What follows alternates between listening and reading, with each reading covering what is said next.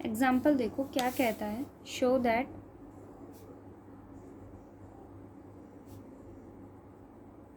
every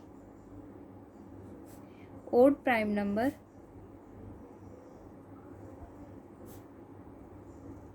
is either of the form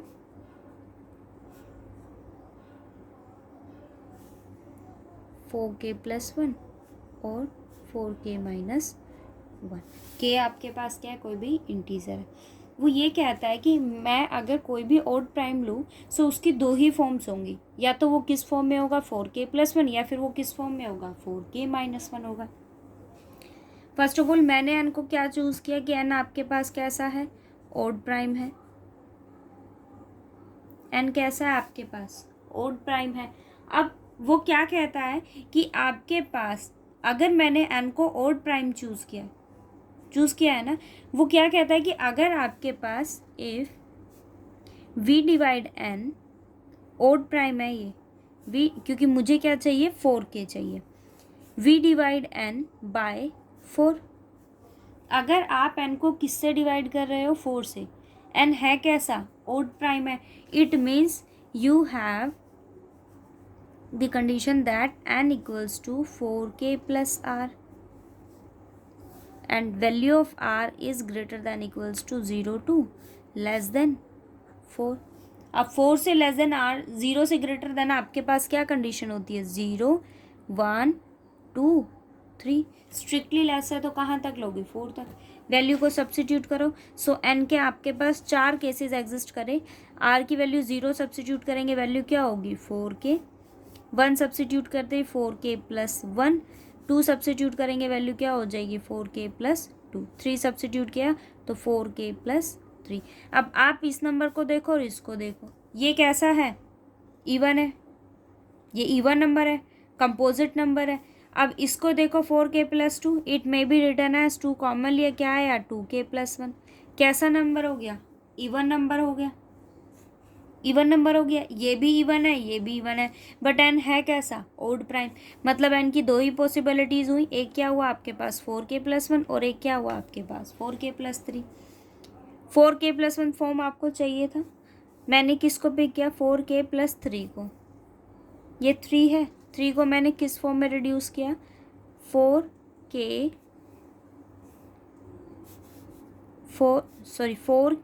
plus 4 minus 4, मैंने 4 add किया और 4 को ही क्या किया सबट्रैक्ट किया।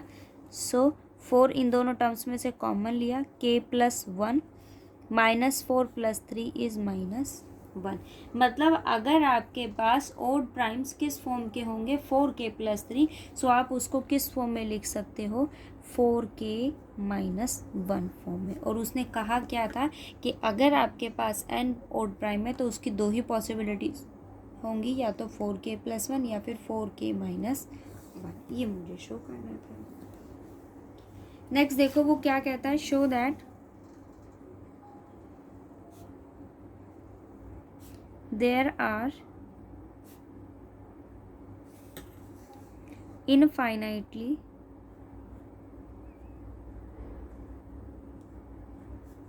many primes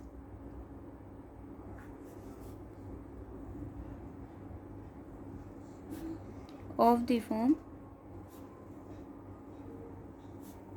4n plus 3। वो क्या कहता है, आपके पास जो प्राइम्स है ना किस फॉर्म के है 4n प्लस 3, वो कितने एग्जिस्ट करते हैं इनफाइनाइटली, नोट अ फाइनाइट। ठीक है, अब हमने ये लास्ट एक थ्योरम की थी, इनफाइनाइटली के लिए हमें शो करना था, हम क्या लेट करके चले थे, वो कैसे हैं फाइनाइट है। सेम प्रोसेस हम यहाँ फॉलो करेंगे। मैंने क्या ले लिया कि आपके पास प्राइम्स कैसे हैं फाइनाइट है, इट मीन्स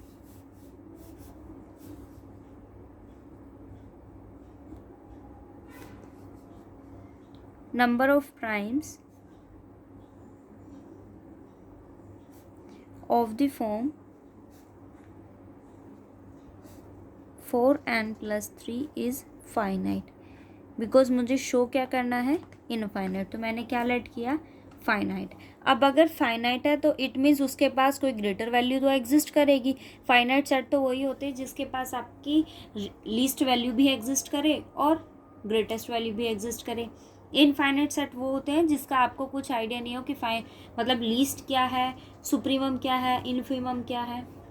ओके, ये सेट कैसा है, मेरे पास फाइनाइट है। फाइनाइट लेट किया तो मैंने उसकी ग्रेटर वैल्यू को क्या चूज़ किया, क्यू।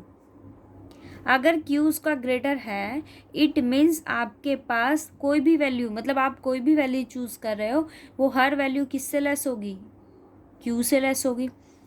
अब आपके पास सेट क्या है, नंबर जो फाइनाइट है किस फॉर्म के होंगे, 3, 7, 11 अप टू कहाँ तक, क्यू तक, क्योंकि आपने जो लिया है सेट उसके अंदर क्यू आपके पास क्या है, ग्रेटर प्राइम है, ग्रेटेस्ट प्राइम है। इट मीन्स आप जो भी प्राइम चूज करोगे वो इस क्यू से क्या होंगे, लीस्ट होंगे। फिर क्या करते हैं इन प्राइम्स का, इनके प्रोडक्ट के लिए एक सेट बनाते हैं, 3 × 7 × 11 up two into Q, product of all primes. Show किसके लिए करना है, 4n+3 के लिए। सो मैंने क्या चूज़ किया कि बी आपके पास कोई भी एक नंबर है और उसको कैसे डिफाइन किया, डिफाइंड बाय 4a-1। बी की वैल्यू को मैंने कैसे डिफाइन किया है, 4a-1 फॉर्म में। अभी आप शो करके आए हो कि जो 4a- फॉर्म होती है वो कहाँ से रिड्यूस करते हैं, 4k+3। इट मीन्स अगर आपके पास कोई प्राइम ये फॉर्म करता है तो उसकी वैल्यू ये हो सकती है। अगर बी की फॉर्म हमने क्या चूज़ किया, 4a-1, इट मीन्स आपके पास बी किस फॉर्म का हुआ, b is of the form 4n+3। ठीक है, वो किस फॉर्म का है, 4n+3 का है। अगर वो 4n+3 का है और ए की वैल्यू आपके, देखो यहाँ अगर मैं इस चीज़ को देखूँ, बी हमने कैसे डिफाइन किया, 4a-1 फॉर्म में डिफाइन किया ना, ए की वैल्यू 3 से बिगनिंग है। अगर आप यहाँ सब्सिट्यूट करते हो ना, सो ये वैल्यू आपके पास क्या आ जाती है, ग्रेटर देन 1। इट मीन्स आपके पास बी की वैल्यू क्या है, ग्रेटर देन 1 है। और natural number fundamental theorem of arithmetic आपको ये कहता है कि कोई भी नेचुरल नंबर अगर आपने चूज़ किया है वो वैल्यू अगर ग्रेटर देन 1 है, सो उसको आप कैसे लिख सकते हो, प्रोडक्ट ऑफ प्राइम्स। सो मैंने क्या चूज़ किया कि बी आपके पास क्या फॉर्म करता है, P1 P2 up to Pk।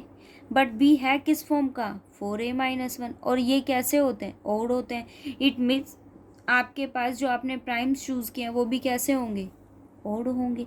और वो अगर आपके पास ओड है तो उसकी दो ही पॉसिबिलिटीज़ होंगी, या तो वो आपके पास 4n+1 फॉर्म करते हैं, क्योंकि ओड प्राइम कैसे होते हैं, ओड प्राइम कैसे होते हैं, या तो 4n+1 या फिर 4n+3।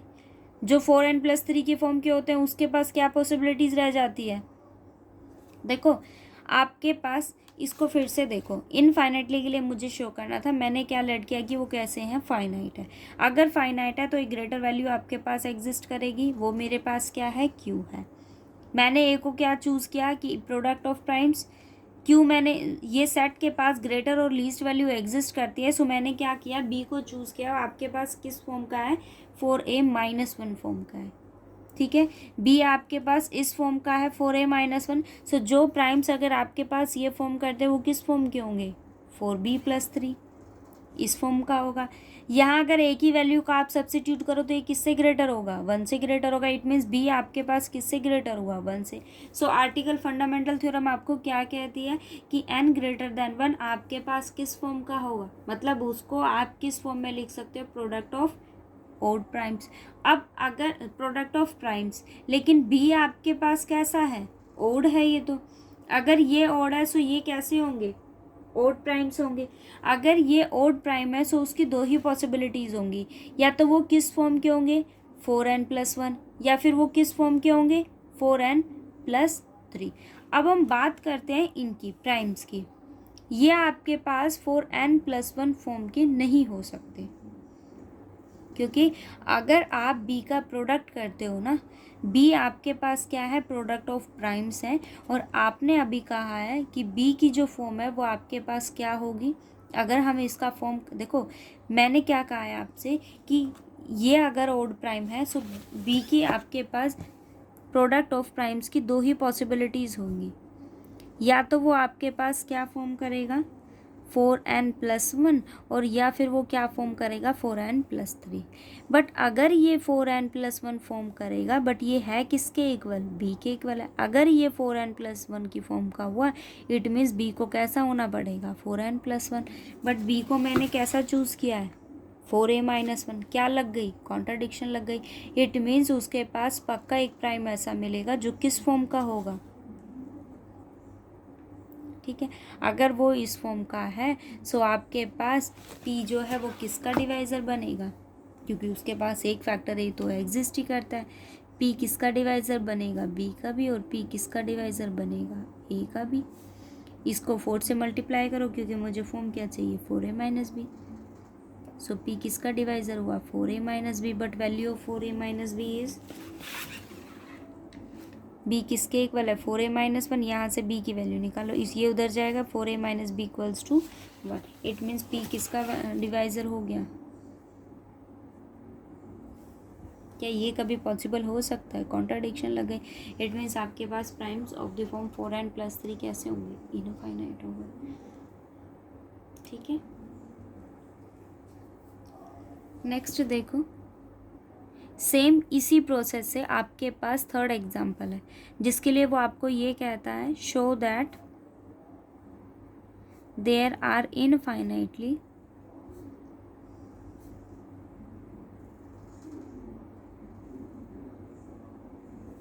Many primes of the form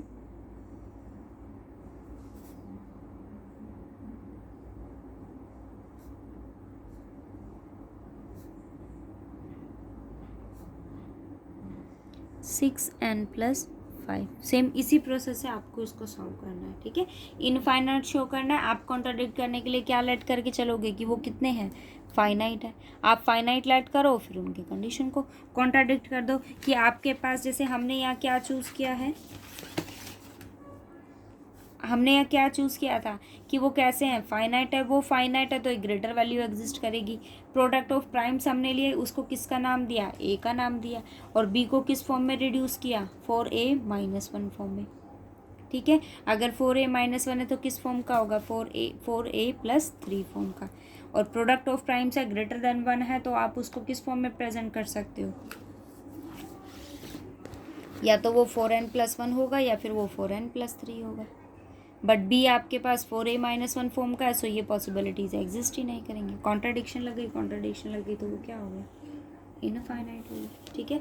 और एक एग्जांपल मैंने आपको √2 के लिए दिया था, आपको ये शो करना था कि ये आपके पास कैसा है, इर्रेशनल है, या फिर ये कहो कि आपके पास नॉट अ रैशनल है, ओके।